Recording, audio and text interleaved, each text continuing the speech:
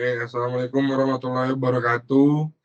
Kami dari kelompok B izinkan kami presentasikan materi 11. Sebelumnya itu kita perkenalan diri.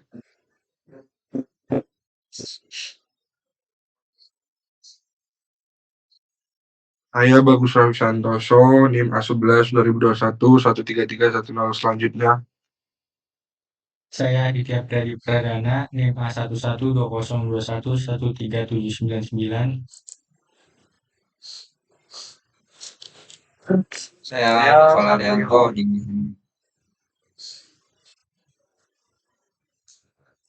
Novel Arianto dengan NIM A11 2021 13789. Saya Satrio Widyasmoro, NIM A11 2021 13798.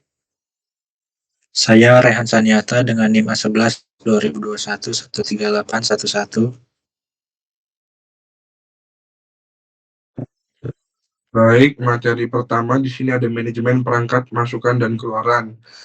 Manajemen perangkat masukan atau keluaran merupakan aspek perancangan sistem operasi terluas dan kompleks karena sangat beragamnya perangkat dan aplikasinya. Beberapa fungsi manajemen input atau output (AIO) mengirim perintah ke perangkat I/O agar menyediakan layanan, menangani interupsi perangkat I/O, menangani kesalahan perangkat I/O, menyediakan interface ke pemakai. Selanjutnya klasifikasi perangkat I/O. Perangkat berorientasi blok, yaitu menyimpan, menerima, dan mengirim informasi sebagai blok-blok berukuran tetap yang berukuran 128 sampai dengan 1024 bit dan memiliki alamat tersendiri, sehingga memungkinkan membaca atau menulis blok-blok secara independen, yaitu dapat membaca atau menulis sembarang blok tanpa harus melewati blok-blok lain. Contohnya, disk, tape, CD, CD-ROM, dan ada optical disk. Sifat aliran datanya, perangkat berorientasi aliran karakter, yaitu perangkat yang menerima dan mengirimkan aliran karakter tanpa membentuk suatu struktur blok. Contohnya terminal, line printer, pita kertas, kartu-kartu berlubang, interface jaringan, mouse. Perangkat I/O merupakan perangkat yang dibaca oleh manusia. Perangkat yang digunakan untuk berkomunikasi dengan manusia, contohnya VDT, yaitu video display terminal, monitor, keyboard, mouse, dan sasaran komunikasi. Perangkat yang dibaca oleh mesin, yaitu perangkat yang digunakan untuk berkomunikasi dengan perangkat elektronik. Contohnya yaitu disk dan tape, sensor, controller. Selanjutnya perangkat komunikasi, perangkat yang digunakan untuk komunikasi dengan perangkat jarak jauh, contohnya modem. Selanjutnya akan dijelaskan oleh teman saya. Berikutnya ada klasifikasi perangkat I/O. Faktor-faktor yang membedakan antar perangkat, kecepatan transmisi data atau data rate, jenis aplikasi yang digunakan, tingkat kerumitan dalam pengendalian, besarnya unit yang ditransfer, representasi atau perwujudan data, kondisi-kondisi kesalahan. Kemudian ada prinsip manajemen perangkat I/O. Terdapat dua sasaran perancangan I/O, yaitu efisiensi aspek penting karena operasi I/O sering menimbulkan bottleneck. Generalitas device independent, manajemen perangkat I/O selain berkaitan dengan simplisitas dan bebas kesalahan, juga menangani perangkat secara seragam baik dari cara proses memandang maupun cara sistem operasi mengelola perangkat dan operasi I/O. Kemudian ada masalah-masalah manajemen I/O. Penamaan yang seragam atau uniform naming, nama berkas atau perangkat adalah string atau integer, tidak bergantung pada perangkat sama sekali. Penanganan kesalahan error handling, umumnya penanganan kesalahan ditangani sedekat mungkin dengan perangkat keras. Transfer sinkron versus asinkron. Kebanyakan I/O adalah asinkron. Pemproses mulai transfer dan mengabaikan untuk melakukan kerja lain sampai interupsi tiba. Program pemakai sangat lebih mudah ditulis jika operasi I/O berorientasi blok.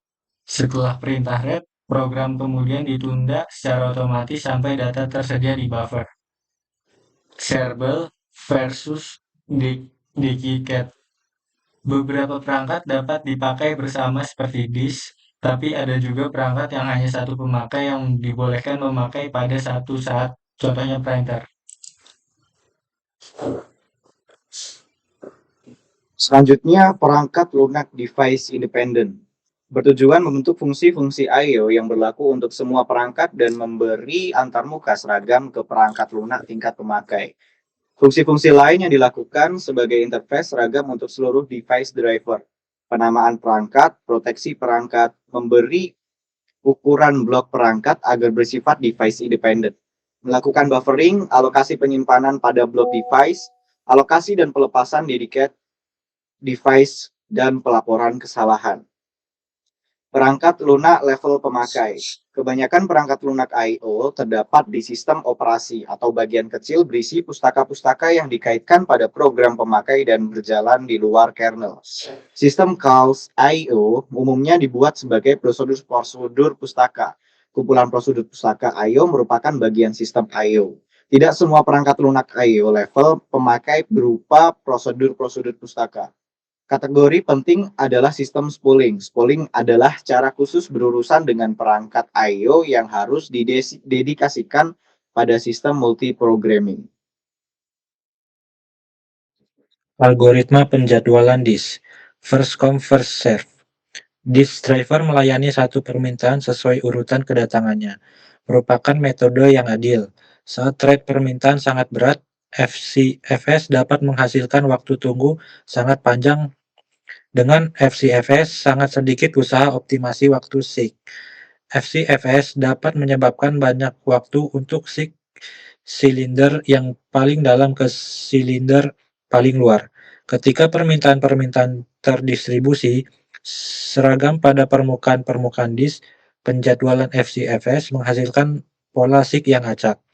FCFS mengabaikan keterhubungan posisi di antara permintaan-permintaan yang menunggu di antrian. FCFS tidak membuat upaya optimasi pola seek. FCFS dapat diterima ketika beban disk masih ringan, tetapi begitu beban tumbuh cenderung menjenuhi perangkat dan menyebabkan waktu tanggap membesar. Shortest seek first. Algoritma ini melayani permintaan seek track terdapat dari track di mana head berada. Kekurangannya, lengan disk akan berkutat di tengah disk. Permintaan di daerah ekstrim atau pinggir akan menunggu sampai fluktuasi statistik menyebabkan tidak ada permintaan track-track tengah. Terdapat konflik antara meminimalkan waktu tanggap dengan fairness atau adil.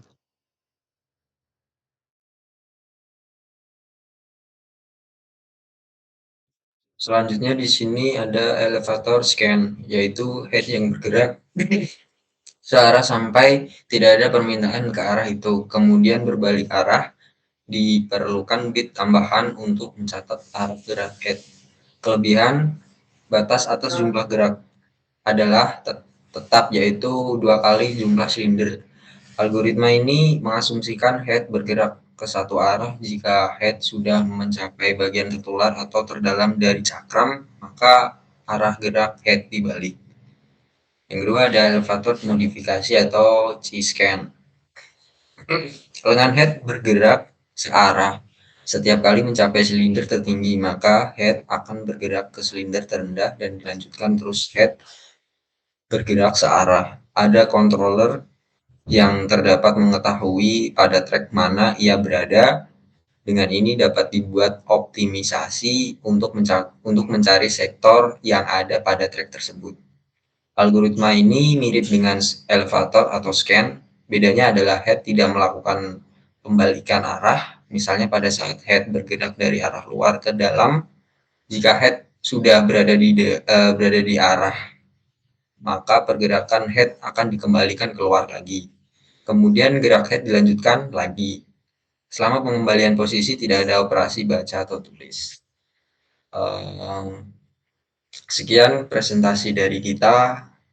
Materi ini semoga bermanfaat. Assalamualaikum warahmatullahi wabarakatuh.